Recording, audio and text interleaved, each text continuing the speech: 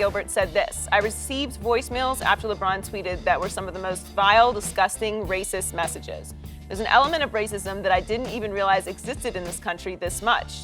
Thing is, some of the most disgusting things I've heard people say, and you could hear it in their voice, the racism, it wasn't even really about the issue, and that's what really got me, because they went to who they really are, some of them." Shannon, what's your reaction? I'm surprised he's surprised. On May 31st, there was something scribbled on LeBron James's Brentwood home gate. I guess Mr. Gilbert, he didn't know anything about that. So let me get this right. What about that email that when LeBron took his talents to South Beach that you wrote? At the very minimum, that's hate mail. That's at the refresh everybody's memory about that. Well, he called, he said, you're self-anointed king, you're entitled, and it's gonna be I'm gonna win a child. I can promise the people of Cleveland a title before you win one. Wait a second. In that, he accused Accused LeBron of quitting. in the final playoff series against Boston before he took his talents to South Beach. Really? See, here's the thing, Skip. A lot of people don't want the truth because the truth would destroy their illusions. Dan Gilbert, like a lot of wealthy white men in America, these issues do not affect them. They're not going to get discriminated against. They're not going to get brutalized by the police. So the issues that affect a lot of minorities in America does not affect them. Therefore, it doesn't affect them. They don't believe it exists. And therein lies the problem, Skip, because here he is. Here's a guy that's worth about $6 billion, says he did not know an element of this type of racism existed in America. Remember, I told you, he doesn't want the truth because it would destroy the illusion. See, the illusion is for a lot of men in America that racism does not exist. And to them, being on the receiving end of it, they're absolutely correct.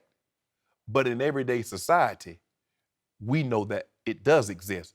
Plus the fact, the guy that LeBron James called a bum, Dan Gilbert supported. So Dan Gilbert does not want to think the guy that I supported, that's had been one of the, I think it's fairly safe to say, I go back, I remember when Jimmy Carter got elected. And the only reason he got elected because President Ford pardoned Richard Nixon. Had he not pardoned Nixon, I feel President Nixon feel very comfortable in saying he probably would have won that election. But that's not, so I go back that far. It's hard for me to believe there's been a more divisive president in American history than what the president that's occupying the Oval Office currently. And not that racism did not exist before President Trump got in office, nor will it be exempt once he leaves. But what he's done is that he's driven a wedge even more between the two. And he's made it okay because some of the things that he'll say, some of the things that he'll tweet, if I'm a person, say, hold on, because I remember when the president was the most respected office in the land, and that was an honor. So you're like, well, hold on, the president said this. Took it at his word. Go, face value.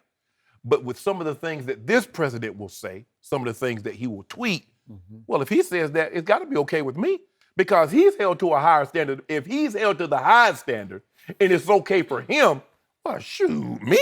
I should be able to say whatever I want to say.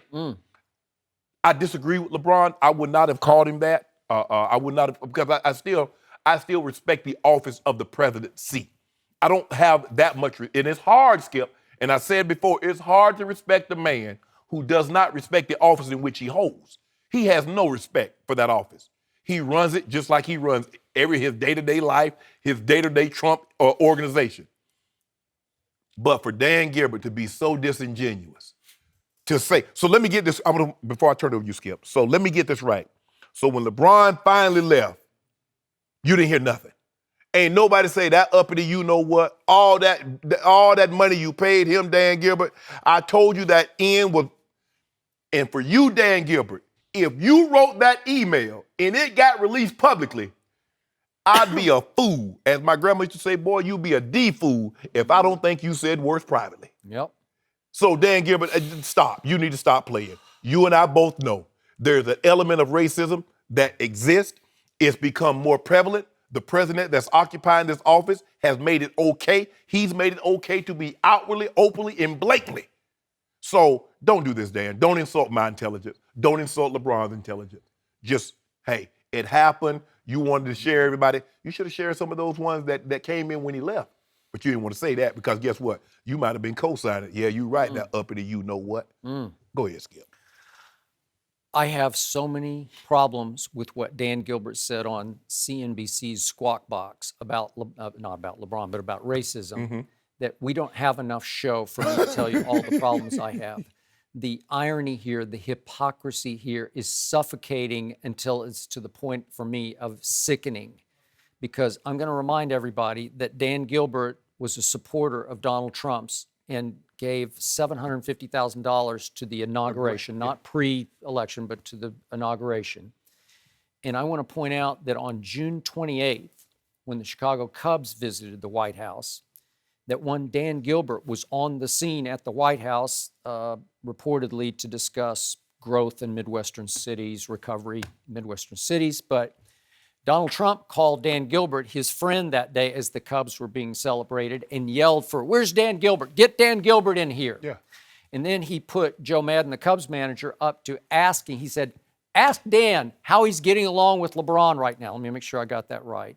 Yeah, how he's doing with LeBron right now. Ask him, Joe Madden. And Joe Madden awkwardly asked Dan Gilbert, how are you doing with LeBron? And Dan was horrified. It appeared in the picture, you know, and awkwardly said, "Oh, good. We're doing good right now." Because what did he say behind closed doors? Well, the point is that it sounded like President Trump and Dan Gilbert had a conversation about how he was doing with LeBron. And so I don't know if he was just goading him or kidding with him. I better, no. Yeah, okay. We know. So, but the point is that Dan Gilbert became part of the Cubs celebration at the White House.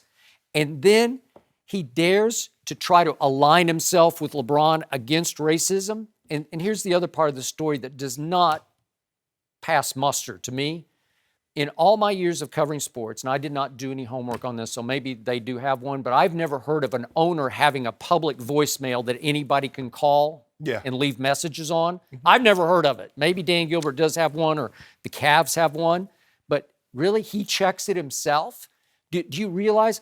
Obviously, if your star player is going to call the current president of the United States a bum on Twitter and you have a public voicemail, oh, it's come one, come all. Yeah. You remember the movie Blazing Saddles? Yes. Where the bad guys lined up to audition for the job, you know, the bad guy job? Well, that line of people, those are the people who would call that voicemail, right?